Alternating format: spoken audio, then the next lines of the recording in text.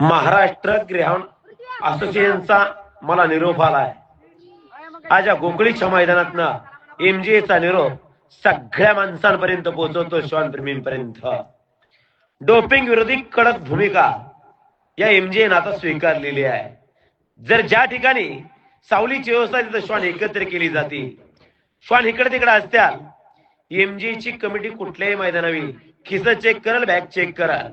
Syringe जरी घावलं तरी त्यांची दंडात्मक कारवाई आहे. नोंद घ्या. प्रत्यक्ष सोनाला स्टुराट देताना सापडल्यास 1 वर्ष बॅन आणि 10,000 दंडाची या ठिकाणी कारवाई आहे. सिरिंज घावलं 6 महिने बॅन आणि 5,000 रुपये दंड आहे. बॅगेत अगर खिशात कुणीही चेक करू शकतं आणि कुणालाही फिल्डिंगला वाढवलं, झटकलं, हटकलं, त्याला सुद्धा दंड आहे. स्पर्धेतनं बाद आहे त्याच्यावर सुद्धा शिस्तभंगाची कारवाई आहे. हा एमजीएचा निरोप आहे.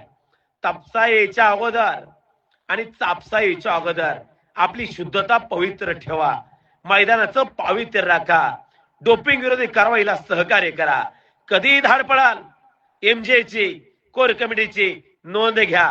बॅगा तबदल्या जातील, खिस तबदले जातील.